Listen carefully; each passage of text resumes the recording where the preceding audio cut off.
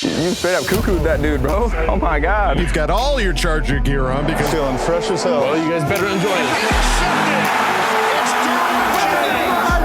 The fans loved it. You have to love what you're seeing on tape if you're a Chargers fan, especially for the future with Justin Herbert. On the move and throws and touchdown.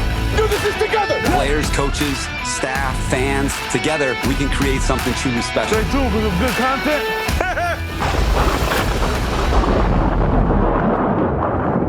Hello, everybody. Welcome back to the Charger Chat. I'm your co-host, Wool Doug, sitting with my buddies, Kev, Hug, and Duggan. Hey, guys. I got the Coach Duggan. Shooter McGavin. Sitting in for Kyle. All right. Silent. Mute. Silent. All right, you got to watch out for the silent ones. That's for sure. Yeah. All right, Definitely. gang. It is the Friday episode, and we've got a little bit to talk about. There's a few things here and there that we will touch on for this episode.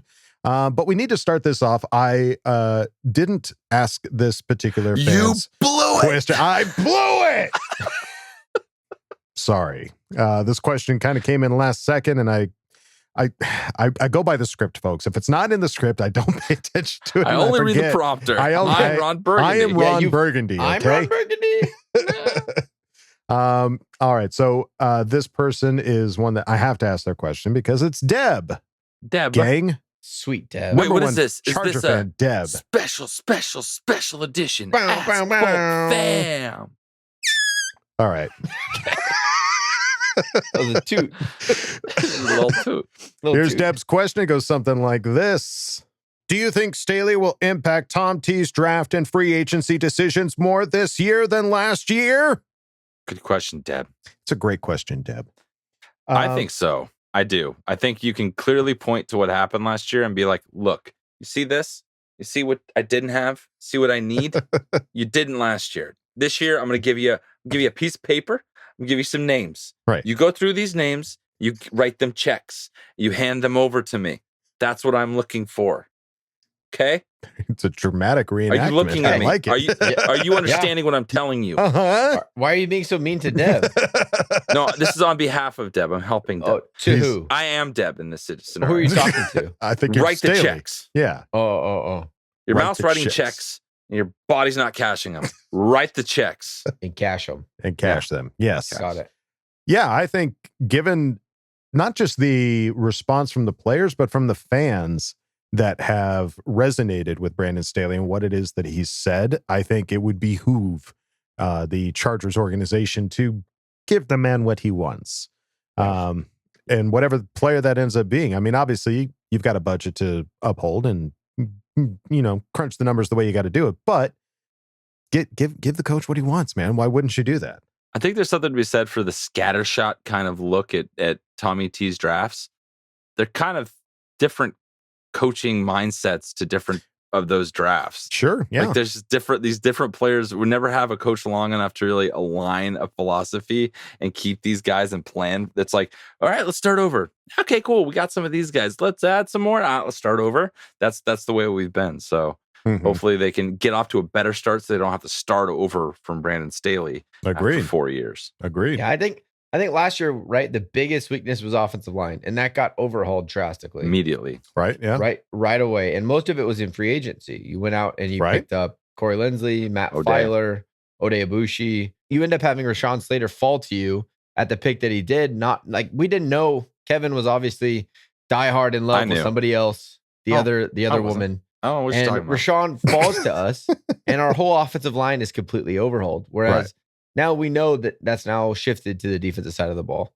And what is our head coach? He's defensive minded, defensive focused guru. We'll still allow him the tag of guru for now. Defensive guru. So yeah, I think this draft, you're going to see that. But what we've always seen is Tommy T is always draft best available. No matter what our needs are in the draft, especially in the first round, he's going to take best available no matter what. I don't think that's always the case in the later rounds. Clearly with Trey Pipkins in the third. Thank you. That's what I was looking for. In the first round, it's always a take the best available no matter what. So I think that the defensive line is going to be more, or the defense is going to be addressed more in free agency instead of hoping that somebody falls to us in the draft. Now, if they fall, he'll still take them, but I think he's going to go out and address most of it, the issues, the glaring issues right away in free agency before we even get to the draft. All right. Well, there you go, Deb. I'm sorry it took Special till edition. Friday to answer your question, but we didn't want to forget you. So You're just so special. We gave you your own so episode. damn special. I We love you, it. Deb. All Love you, right. Deb. Well, some news regarding the combine bubble restrictions came out. NFL scouting combine amends protocols will allow draft prospects to leave restricted areas and will allow support teams to also attend. So those of you that don't know, they were initially saying, hey, just basically like the player and that's it. Like you get, you we pack a lunch because you're not going anywhere. And there was some threats, I guess, basically coming from the agencies that were basically saying like, hey, if you're not going to let our players bring they're not gonna the come. support staff, they're not going to go. And, why would we? We'll just wait till pro day and we'll do it on our own terms. Yeah. And they're like, okay, fine. You guys can bring your players. Okay, fine. Okay. So Pop my bubble. yeah, bubble's been popped, protocols lifted, and the combine. If you missed yesterday's start to the coverage, we will cover everything next week. Yesterday was the tight end, quarterback, and wide receiver group. And starting today, Friday, we have the offensive line and running back groups. Running starts at 4 p.m. and last player off the field around 11 p.m. Saturday, March 5th, we've got the defensive linemen and linebackers. Again, running starts at 4 p.m. and last player off the field around 11 p.m. And then Sunday, punt kicker, PK, Yep. punt, yeah, and defensive Punters, backs. kickers, and DBs. Oh, punters/kickers. Okay. Workout. It's our boy, our SDSU guy. Matt Sunday. Reza. Here There we you go. go. Sunday. Let's go. Sunday. Don't do Uh, too good. wait, I don't how have to draft you in early- the third round. Yeah, how early do you draft a punter though? Seriously. Fifth round. How bad do you need one? That's early. That fifth round is where I would say. That's like, ooh. The Raiders are going to take him in the first. For sure. Yeah. They're 100% going to take him in the first. They're going to go Jankowski on a punter. Generational talent. And I pray it happens. Please do it. We'll see. So yeah, so the combine is happening, folks. Check it out. And again, we'll talk about it on next week's episode, and we'll kind of just give our own opinions and takeaways. Not that we have great ones, but we'll give them to you anyways, because that's why you listen to us, right? This is true. Nothing good comes from this podcast. Let's see. The Except for other Kyle. The other thing that came out that I thought was kind of interesting was they announced the teams that are going to be playing in foreign markets this year. We've got the Cardinals playing in Mexico. Green Bay and New Orleans are going to be playing in London. And I believe the Tampa Bay Buccaneers are going to be playing in Germany. Dude, I want to go to Germany so bad. You remember that story that we heard from the fan that went to the Mexico City game and they had the giant beer yes. things? Mm-hmm. Imagine. The The beer leaders? steins. Imagine the beer at the Munich game. And We it's need the game's in October. Oh. October. What if they line up Oktoberfest with the game in Munich? That's my bucket list. That's on my bucket list is go to Oktoberfest. So. Hey, Well, maybe it'll be the Chiefs will play them, and you Randy can go and root against all them. of us can go. Oh. Best option because we don't play the Buccaneers, but we Yeah. could play the We could Cardinals play- in Mexico, Mexico City. Yeah. So I think honestly, like Marcelo, that's our boy. Sorry, Marcelo from Mexico City. That's the Marcelo. name I was looking for. My man, Marcelo. absolutely. That seems right, doesn't it? Yeah. Like, I mean, the Chargers 100%. have, players or fans in Mexico. And I think what were we saying, Kyle, that they were both, West Coast teams, that they don't. Yeah, it just that's the only opponent that we have that is. So all the teams that were announced, I believe, were the hosting teams. They have not Correct. announced who they're playing. Right. So we play the Cardinals away this year. So that's the only opportunity that we have for an international game. I think it makes a lot of sense. Like you're going to want Herbert in as many primetime games as possible. Right. Yeah. The Kyler Murray, Justin Herbert primetime in Mexico. I don't think to me, it's kind of a no brainer. It makes a lot of sense to send both those teams down there. Mm-hmm. And we don't lose a home game. So just be an away team in Mexico City. The Yeah. one thing that was crazy was that elevation. Remember that being a problem for the players. That's For sure. The only But downside of that. Arizona's not like extremely like if you play the Broncos down there, yeah, it's a disadvantage because they're used to the elevation. But I think if you play another team that's not used to playing in the mountains, both teams kind of suck it up and play through it. Right. And who knows? Maybe Marcelo will lead the charge and overwhelm it with Charger fans at a And Cardinal home game. Can you imagine a Matt Araiza punt in Mexico City at Mile High? It's just going to go kick it to the end zone. It's just going to go There's right. that. They're just going to lose balls. We won't have enough balls to play. So it hasn't been announced that the Chargers are going to play the Cardinals, but it just seems to make the most sense that the Chargers will play the Cardinals in Mexico City. Time will tell if that indeed happens. But in the meantime, you should go on over to chargerchat.com. Check out some of the sweet stuff that we've got over there. We've got t-shirts, hoodies, stickers, and a members only section where you can chat it up with other Charger Chatteteers and ask questions for Ask Bold Fam. So go check it out, chargerchat.com. All right, gang. Well, now it's time to go on to the next segment. It is the one you love. He's way cooler than all three of us combined. It's the Craig Experience. Oh, yeah. Oh, yeah. Come on in, man. Kick your feet up. Oh, Craig Experience. hello there. Make yourself at home. We got some stuff to talk about, right? Moving on. That's right, I'm geeked because it's Combine Week, and I'm a draft nerd. But you guys knew that about me already, right? What's going on, people? CC gang. Big ol' salute to the rest of the boat fam. What is goody? It's your guy Craig in Texas. Welcome to another edition of the Craig Experience. Okay, so in the spirit of the week, kind of wanted to come to you guys about the do's and don'ts. Let's call it combine etiquette, if you will. How to enjoy the experience without letting it get too crazy for you. You want to put everything in context because that's what matters. You want these drills to make sense for the specific type of players that you're looking for and positions you're looking for them to play at.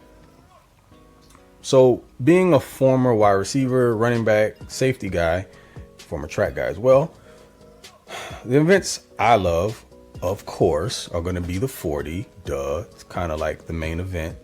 Broad jump, the vertical, 3-cone, and bench. So, I mean, yeah, no, Craig, it's pretty much all of them for the most part.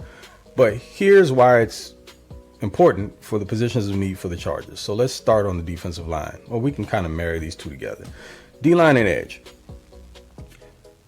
Is a 40 that important for a 300-pound dude or a dude that's 260 plus? Well, yes and no. The full 40, probably not that big of a deal for a defensive lineman or really an edge. But here's the breakdown for that. Really what you want to gauge in guys, the bigger dudes who are looking to get after the quarterback, are going to be those 10 to 20 yard splits, because it'll tell you a lot about how fast they can get to their top speed. Not a bunch of times they're going to be running 40 yards unless they're running dudes down from behind. You don't really want to ever see that.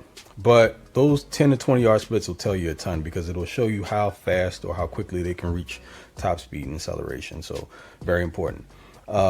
We know why that's important for dudes like cornerbacks and safeties. Different story.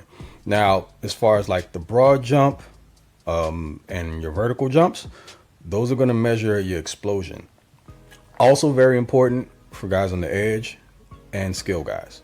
Defensive linemen, if they can jump 30 plus inches over 300 pounds, that's freaking amazing. Let's start there. But really, that'll tell you a whole lot about your skill guys and some of your guys on the edge, because if you're talking about edge dudes in particular, again, it'll tell you a bunch about their get off, and if they're not able to get to the quarterback, what type of explosiveness do they possess to maybe get their bodies into the air to maybe deflect a pass or something like that. Different ways you can gauge that. When we're talking like 3-cone, that is an agility exercise, which also changes direction as well, which is going to be very important for skill guys like wide receivers, corners, safeties. Running backs also, but it just kind of depends on the type of running back you're scouting, what you're looking for to fit your team. Change of direction is a huge thing when you're talking about wide receivers that the Chargers need to be paying attention to, because they need more quick twitch dudes, guys who can maneuver and create in short areas. And I mean, if they have long speed on top of that, icing on the cake. So you want to try to find where I think they should be looking for dudes who pretty much check all those boxes as like a wide receiver 3, potentially a wide receiver 2, depending on what happens with Mike Williams. And then there's just like the bench. Just because I'm a gym rat and I just like to see how many times dude can throw up 225 pounds. Does it tell you a whole lot about functional strength on the football field? Not really, but I just want to see what kind of brute you are. If you can move around weight 30 plus times, depending on how much you weigh, because it could be very, very discouraging if they weigh a lot and they can barely make it over 20. But then sometimes if you're talking about dudes with extremely long arms, it's difficult to bench. And here I go into my gym jargon. We're not going to go into that. Let's cut it off here. So really, those are kind of things that you should be looking for. And again, do not get so caught up in what you see that it makes you forget what you knew going into it. If a dude looked phenomenal on tape before the combine, he's probably just not a good tester. It could just be, like Coach Staley calls them, football playing Jessies. If they go to the combine and blow it up, and it's the first time you've ever heard that person's name, don't just brush it off to the side. Go back and do your homework on them. If you look at tape and they stunk, then the fact they can run really fast or jump really high probably won't change very much about that. So yeah, that's all I got for you this week. Fellas, tell me what your favorite combine event is. If it's more than one, feel free to chime in on that as well. Till the next time, folks, y'all already know the gang. And it is Mr. TOPFLYT3 over on Twitter.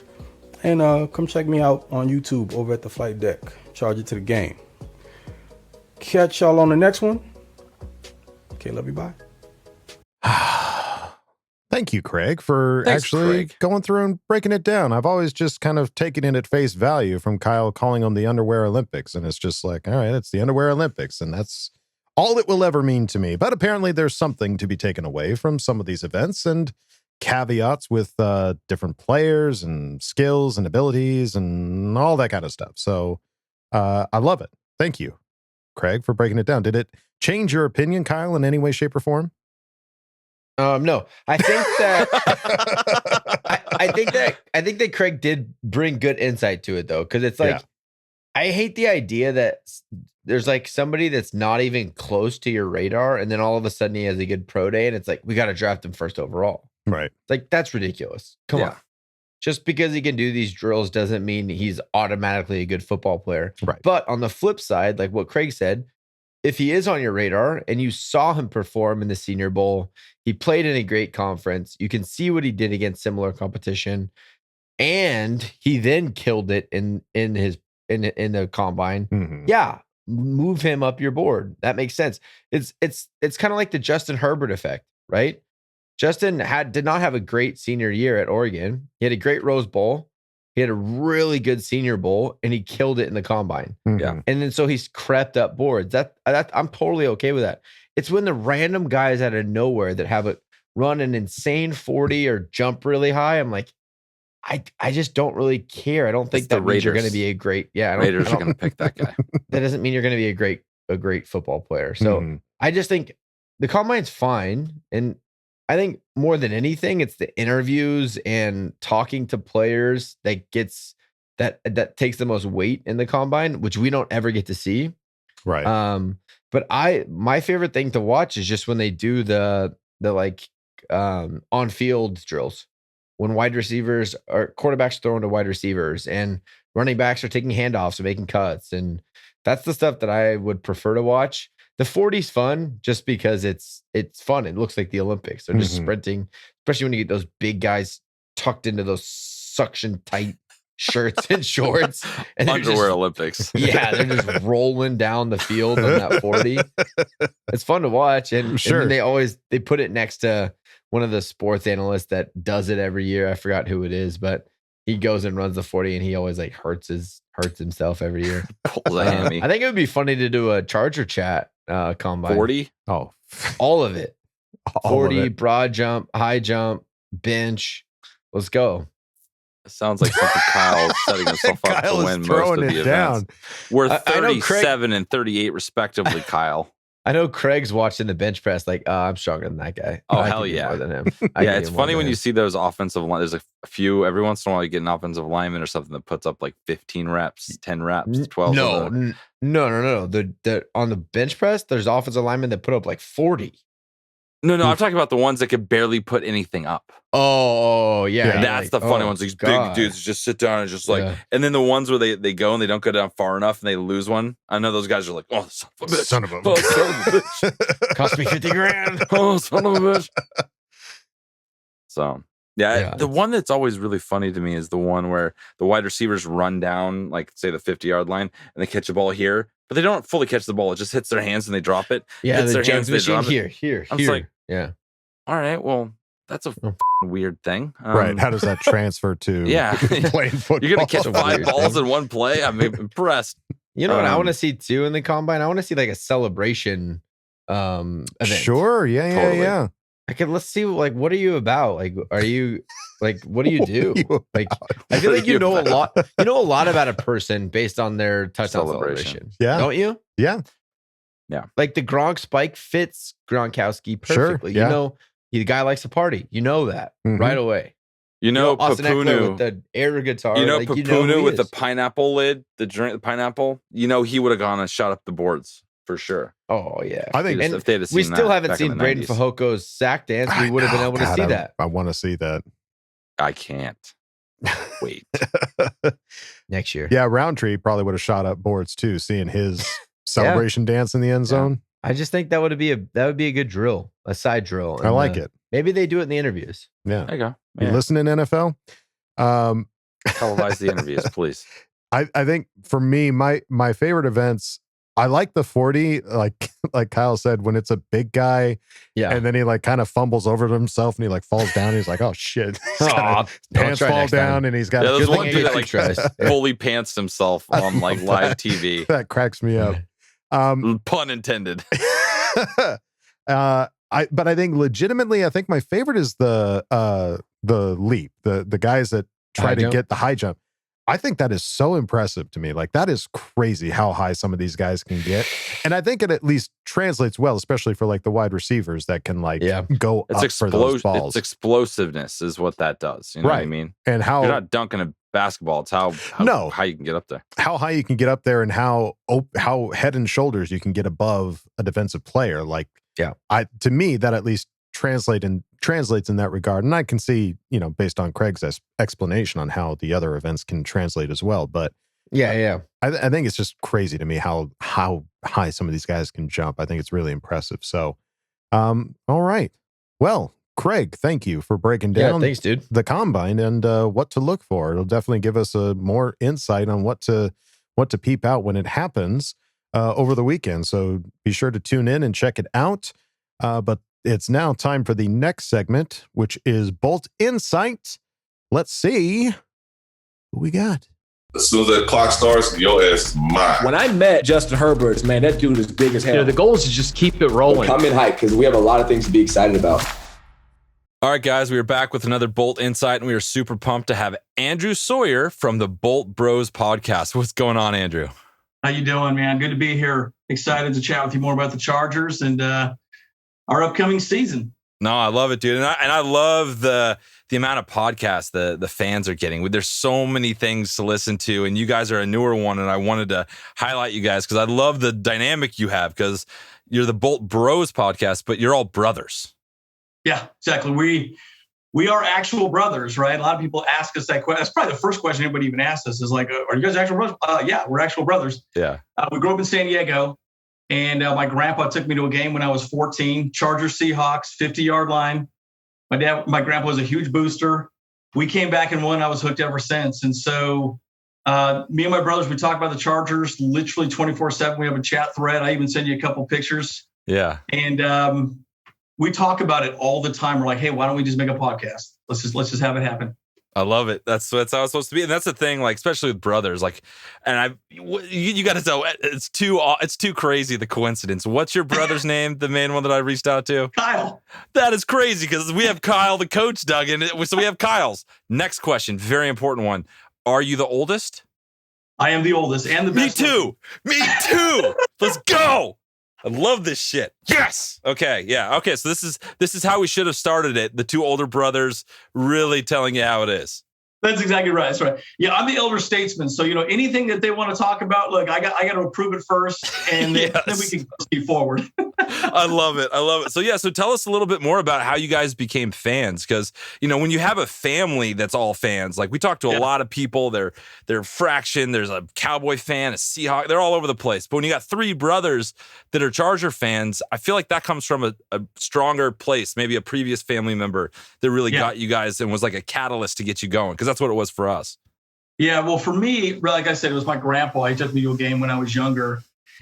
And we grew up in San Diego. We lived in Santee. And, my grandpa actually lived right down the road from Tony Gwynn, literally. And so, again, I'm a Padre Charger fan. And we went to games all the time. And it's just, I'm a loyal guy, right? That's my team. I don't change.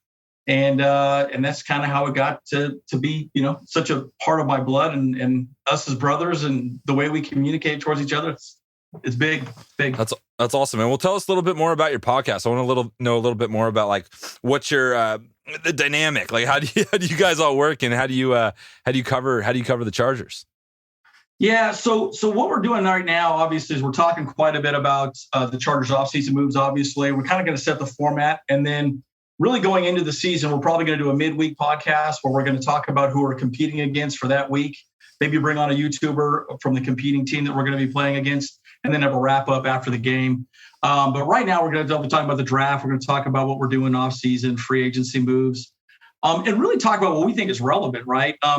My brother is really big into these whole reels and TikTok little short videos and vignettes. And so he likes to cut up and edit different things. And I told you Kyle works in the industry in movies. So he really enjoys that aspect of it. Really, James and myself are the ones coming up with most of the content. And then we have my brother chop it up. So, got it. That's awesome. That's so weird. That's another weird coincidence. I'm also in the industry. I'm a director of photography. So what are you really? Dude, I can't even tell you how it's just nuts. This is wild. We got to go to a game together, man. Let's do it.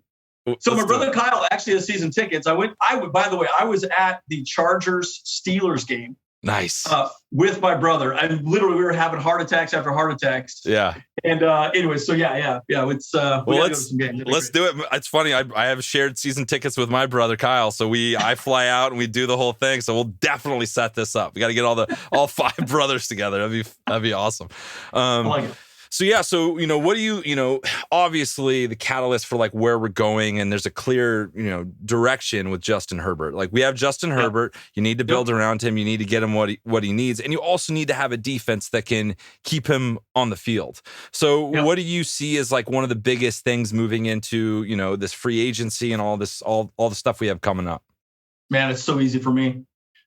We need a defense, right? I mean, I was looking at the statistics there. We a couple of our videos we've had previous is, I think we scored 29 points a game on average, but we gave up 27.